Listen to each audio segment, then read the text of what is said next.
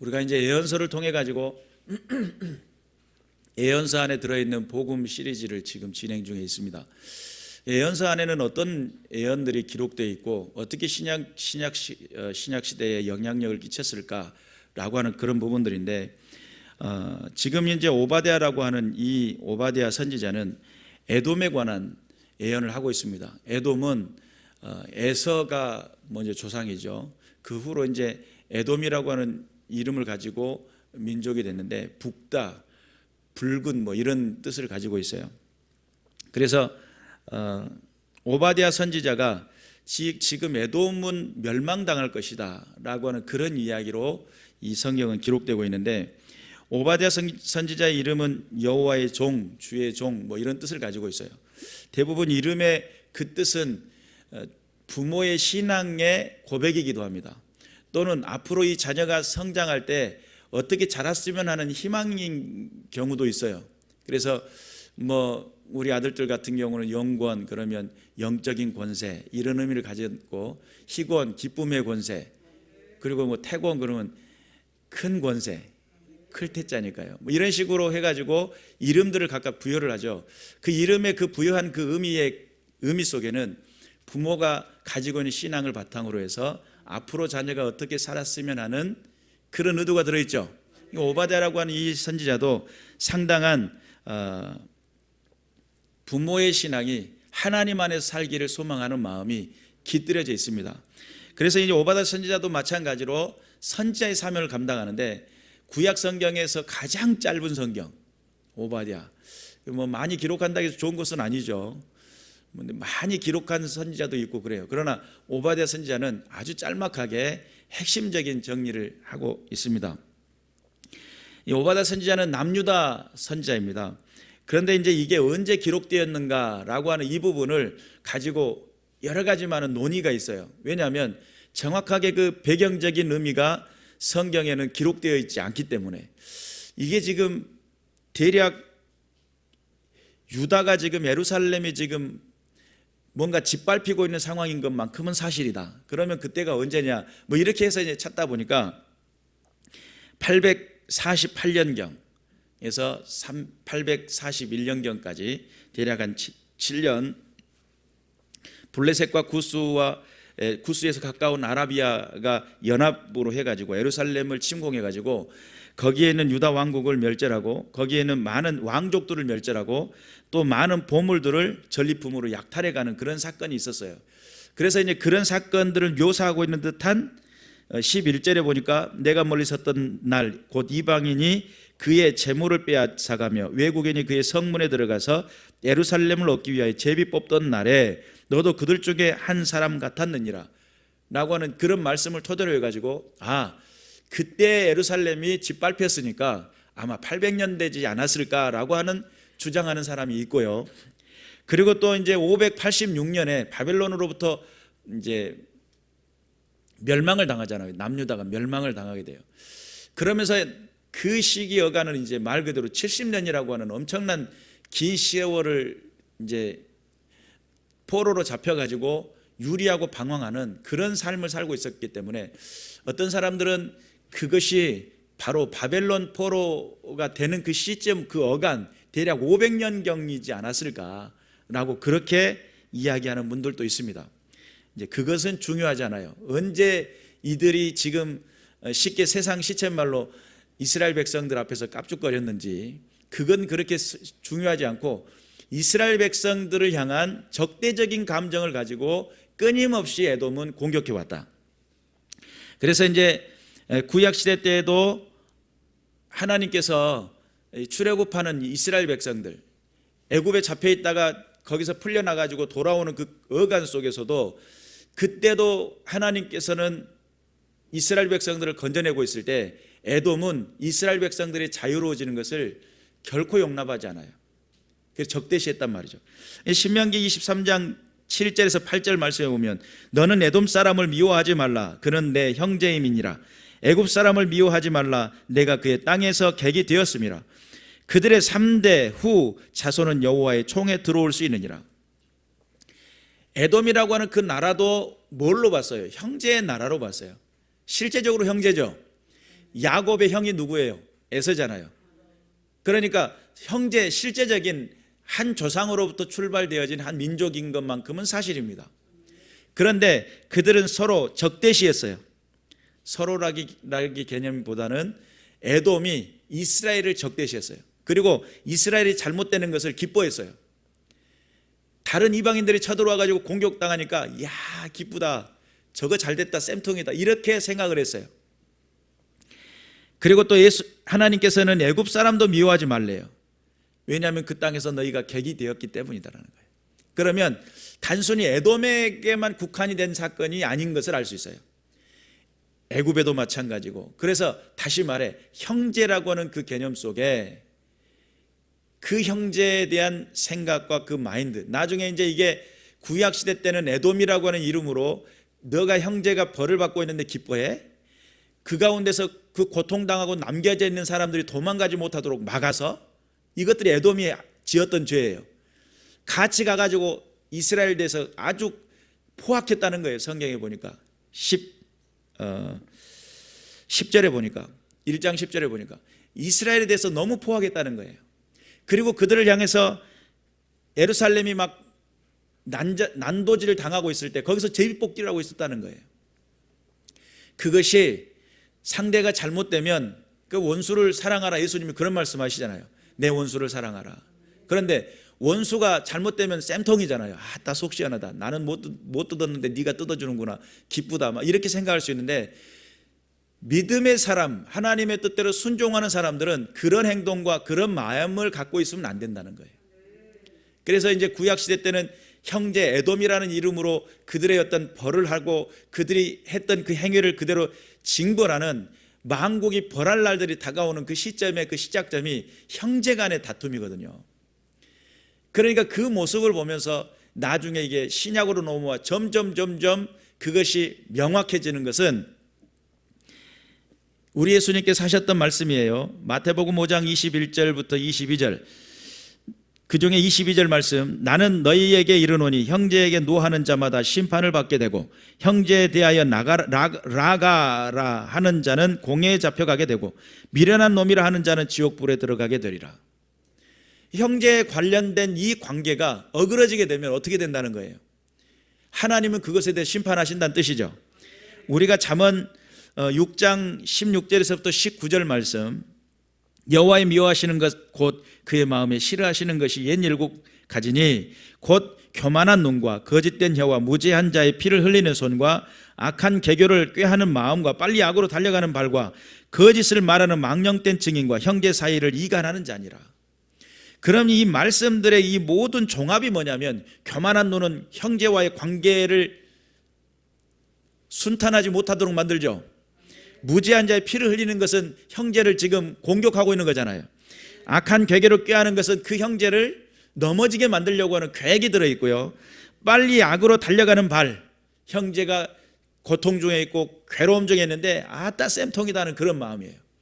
그리고 또한 거짓을 말하는 망령된 증인이라는 것 자체가 형제 가운데서 잘못된 것을 하게 함으로 그를 더 곤란하게 만드는, 그리고 형제 사이에 이간하는, 결국 하나님께서 싫어하시는 옛 7가지라고 하는 그 핵심적인 논리는 어디에 있냐면 관계 사이 속에서 일어나는 모든 형태들의 모습이에요. 여러분은 이간하지 않고 있습니까? 여러분의 삶의 모습 속에 교만하지 않습니까? 또한 무죄한 자의 피를 흘리는데 빠른 손을 갖고 있지는 않습니까? 악으로 빨리 달려가는 발은 갖고 있지 않습니까? 악한 계획을 늘 꾀하고, 근데 이건 꾀에서 나오는 것이 아니라 본능적으로 나오는 사람도 있어요. 본능적으로 불협화음을 만들고 본능적으로 잘못된 것을 만들어내는 그런 몸에 배어있는, 이거 회개 분명히 해야 됩니다. 회개해야 살아나요. 하나님 앞에 성령에 감동되고 하나님의 인도하심을 받는다고들 아무리 큰 소리 쳐도 이런 부분이 해결되지 않으면 반드시 이것은 하나님 앞에 그 죄가를 물으실 날이 오게 돼요. 우리는 분명히 깨달아야 될 줄로 믿습니다. 에돔이라고 하는 이 한 나라, 이 민족은 사해바다의 그 아랫부분에, 사해바다의 그 아랫부분에 위치하고 있었던 그런 나라예요. 그러다 보니까 그 지역이 전체가 다 땅들이 붉었어요. 북다 보니까 그냥 에돔이라는 그 이름을 별칭을 받게 되는데, 그 나라의 가운데서 살던 이 사람들이 이스라엘 나라가 잘 되는 꼴을 못 봤어요. 그리고 그들이 뭔가 조금 잘 되는 것 같으면 배 아파하고, 못 되는 것 같으면 기뻐하고, 그리고 또한 뭔가 곤란함을 당하면 더 곤란을 더 주는, 때리는 시어머니보다 말리는 시누이가 더 기분 나쁜 경우가 있죠. 그러니까 위하는 척 하면서 더 곤란하게 만드는, 이 얼마나 괴롭고 힘든 일인지. 그것이 이제 에돔이라고 하는 이 족속들이 이스라엘 나라의 근방에 살면서 그런 일들을 행하고 있었다.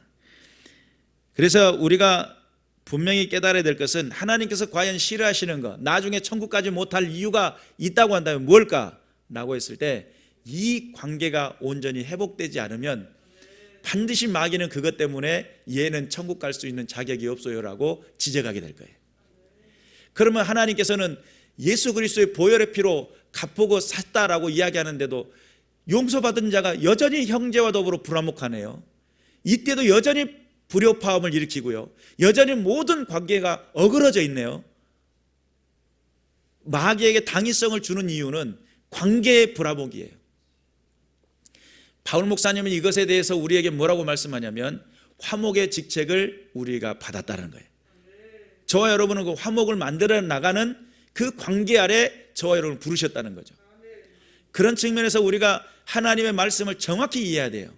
성경은 무슨 이야기를 하냐면, 요한일서 3장 14절에서부터 16절, 우리는 형제를 사랑함으로 사망에서 옮겨 생명으로 들어간 줄을 알거니와, 여기서만 보더라도 그래요.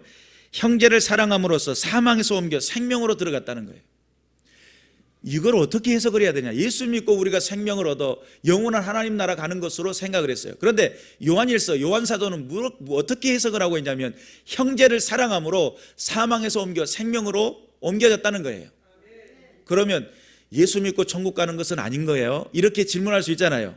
근데 우리가 여기서 한 가지 기억해야 될 부분이 있는데, 어떤 부분이냐면, 예수 믿고 내가 구원받은 자의 생명은 무엇을 하도록 만들어졌어요? 사랑하도록 만들어졌어요. 예수님이 나를 사랑하실 때 1만 달란트와 같은 죄진 나에게 나를 용납하시고 용서하시면서 나에게 부탁하신 게 있어요. 그게 뭐겠어요? 사랑하라는 거예요. 내 이웃을 내 몸과 같이 사랑하라는 거예요. 그러면 마태복음 28장 18절에서 20절 말씀에, 하늘과 땅의 모든 권세를 내게 주셨으니 너희는 가서 모든 족속으로 제자를 삼아 아버지와 아들과 성령의 이름으로 세례를 주고 내가 분부한 모든 것을 가르쳐 지키게 하라. 그럼 이건 전도의 사명이잖아요. 근데 여러분, 이것을 다른 말로 바꿔서 말하면요, 전혀 다른 민족에게 가가지고 예수 그리스도의 그것을 가르치라는 거예요. 그게 뭐겠어요? 뭘 가르치라는 뜻이에요? 사랑을 가르치라는 거예요. 우리가 전도, 그러니까 한 생명 구원하는 거 이렇게만 생각을 했는데, 내가 그 사람을 사랑하지 않으면 전도 안 됩니다. 그 영혼을 내 마음에 품지 않으면 기도가 안 됩니다. 그 영혼을 향한 필요를 채우는 것은 내가 사랑해야만이 내 입술을 통해서 나갈 수 있는 거거든요. 그런데 에돔이라고 하는 이것을 하나에 빗대어 오바댜 선지자는 에돔이 형제 야곱 또한 이스라엘을 향한 그의 잘못된 그 행위를 벌하겠는데, 여러분, 잘못했어도요, 너 잘못했지 회초리 종아리 걷어 해가지고 때리고 말면 좋아요. 성경은 뭐라고 하냐면 멸절시키겠다는 거예요. 너 그 잘못 때문에 뭐 한다는 거예요? 멸절시키겠다는 거예요. 멸절이라는 게 뭐예요? 싹둑 베버리는 거예요. 쉽게 말하면 나무에 가지에 붙어있는데 그 가지를 싹둑 벤다는 뜻이에요. 그러면 나무는 살아있는 것 같은데 하루가 지나고 이틀이 지나고 일주일이 지나고 한 달이 가면 어떻게 돼요? 붙어있던 이파리 똑 떨어지고 앙상하게 남겨진 그 자체로 말라서 죽는 거죠. 여러분, 관계 속에서 어그러지는 것을 하나님은 눈을 뜨고 못 보시는 거예요. 여러분, 이 세상을 하나님이 만드셨어요. 창조하셨어요. 여러분, 부모가 제일 속상할 때가 언제인 줄 아세요? 자식들이 둘이 서로 잘했다고 싸우고 있을 때예요. 그러면 누가 잘했고 못했고를 떠나서 어떻게 돼요? 잘한 놈도 얻어 터지고 못한 놈도 얻어 터져요. 왜냐하면 왜 너희는 피를 나눈 형제들끼리 싸우냐는 거예요. 손가락 깨물어서 안 아픈 손가락이 없죠? 네, 안 아픈 손가락이 없어요. 왜 그럴까요? 내 것이니, 이 손가락이 내 것이니까. 하나님 앞에서도요, 이 모든 관계는 다 살아있고 모든 하나님께 소중한 존재들입니다. 여러분, 우리가 하나님의 말씀을 정확히 이해하지 못하면 내가 예수 믿고 천국 가니까 나는 기뻐, 이렇게만 생각하고 살면 관계가 어그러져도 상관없어 라고 생각하다가 나중에 주님 앞에 섰을 그날에 행위록에 내 모든 것이 다 기록되어 있는데 너는 왜 부조화를 이루고, 너는 왜 이간을 했으며, 너는 왜 그런 인생을 살고, 너는 그런 모습에 선택을 할 수밖에 없었느냐, 너의 인생 속에 그 잘못된 것을 라고 지적을 하신다면 부끄러워서 얼굴 드냐 이 말이에요. 예수님이 그런 거 따졌다면 저와 여러분에게 구원이 있었겠어요? 이 부족하고 못난 나를 하나님이 사랑하시고 용서하시고 축복하셨는데 나는 여전히 응등해가지고 내게 필요한 대로, 내가 요구하는 대로 내 기준에 맞춰가지고 모든 것을 조종하려고 하니 하나님 앞에 이건 슬프고도 너무나 슬픈 이야기예요. 그 형제를 미워하는 자마다 살인하는 자니 살인하는 자는 영생이 그 속에 거하지 아니하는 것을 너희가 아는 바라. 형제 가운데 미워하는 그 자체가 결국은 살인하는 마음이고, 그 살인을 통해 가지고 하나님의 예수 그리스도의 복음의 그 복음의 십자가가 내 마음속에 흐를 수가 없다는 거예요. 결론이 그거예요. 원망하고 불평하고 미워하고 하고 있는 그 자체 속에 뭐가 없는 거예요? 예수 정신, 예수 사랑, 예수 십자가의 그 공로의 그 은혜가 그 중심 속에 흐르지 않고 있다는 뜻이에요. 단순하죠? 복잡하지도 않아요. 단순합니다. 여러분, 관계가 어그러지는 것은 하나님께서 원치 않는 겁니다. 우리가 이런 부분들을 명확히 깨달아야 될 줄로 믿습니다. 그래서 사랑하는 자들아, 우리가 서로 사랑하자. 사랑은 하나님께 속한 것이니 사랑하는 자마다 하나님으로부터 나서 하나님을 알고 사랑하지 아니하는 자는 하나님을 알지 못하나니 이는 하나님은 사랑이심이라. 누구든지 하나님을 사랑하노라 하고 형제를 미워하면 이는 거짓말하는 자니 보는 바 그 형제를 사랑하지 아니하는 자는 보지 못하는 바 하나님을 사랑할 수 없느니라. 여러분, 관계가 어긋나 있는 사람은 하나님 사랑하지 않는데요. 그러니까 우리가 성경을 이해하면 이해할수록 정말 단순한 논리예요. 우리가 처음에는 예수 믿고 구원받는 줄 알았어요. 근데 예수 그리스도가 이 땅에 보여주신 그 놀라운 것은 사랑이라는 개념이었고, 사랑을 통해서 이 인류를 구원하시는 구속사의 계획이 들어있어요. 그런데 예수 믿는다는 사람들이 티격태격 싸우고 있고, 누가 크냐 누가 적냐 이런 것을 싸우고 있고, 내가 맞다 네가 틀렸다를 싸우고 있다고 한다면, 세상 많은 사람들이 그래요. 성경에 너희가 소금이 만일 맛을 잃으면 어떻게 된다는 거예요? 밖에 버리워 사람들에게 밟힐 뿐이니라 그러죠. 교회가 그러면 맛을 잃었다는 개념은 뭐예요? 사랑을 잃었다는 개념이에요. 교회 안에 다투고 있어요. 노사 분규, 장로와 목사가 다투고 있고, 또 교회 안에 서로 파당이 있어요. 그러한 모든 관계에 다툼이 일어나고 있으면 세상 사람들이 뭐라고 그래요? 저 교회가 아니야. 하나님의 교회가 아니야. 하나님은 우리에게 사랑하라고 명령하셨어요. 사랑은 모든 율법을 완성시키는 비결이기도 합니다. 그런데 형제 사랑이 안 됐던 에돔은 멸절시키겠대요. 멸절, 이 땅에서 제거해버리겠다는 거예요. 하나님께서 이 땅에서 우리를 존재케 하고 뿐만 아니라 하나님 영원한 그 나라에 하늘 소망을 두고 살 수 있도록 비결을 허락하신 것, 그 내면의 그 깊은 의미는, 진정한 예수 그리스도의 그 십자가의 그 정신은 곧 사랑이라는 거예요.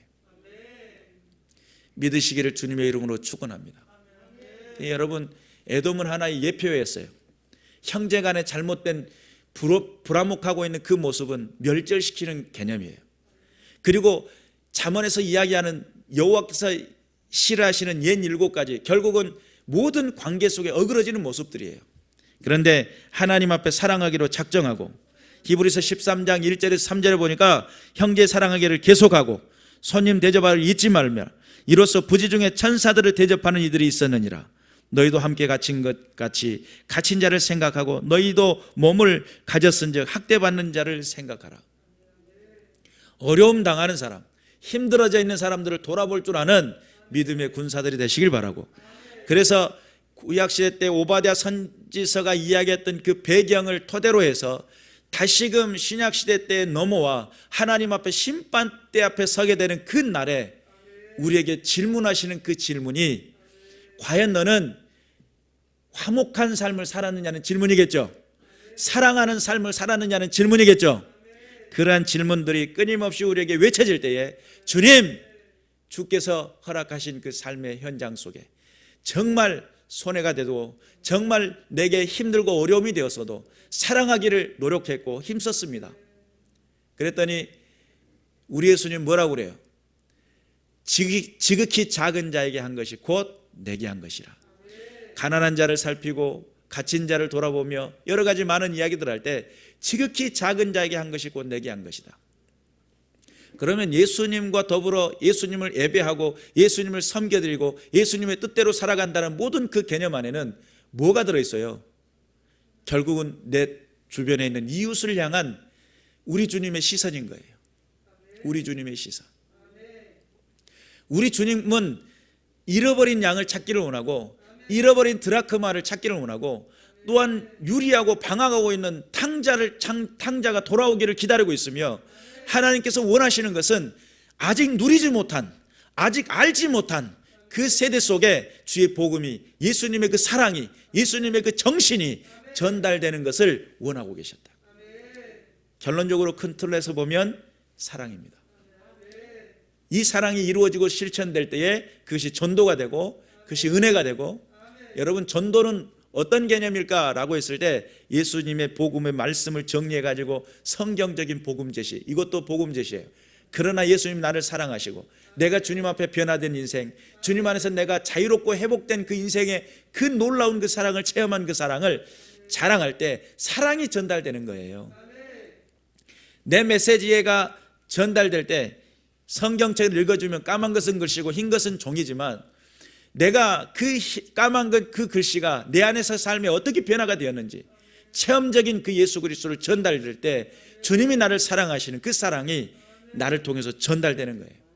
그래서 오늘 저와 여러분이 함께 읽었던 이 본문의 말씀을 통해 만국을 벌하실 날이라고 할 때 이 만국을 벌하시는 그 날은 말 그대로 온 세상, 이걸 이제 또 다른 측면에서 번역하자면 여호와의 날 또는 주의 날이라고 번역할 수가 있어요.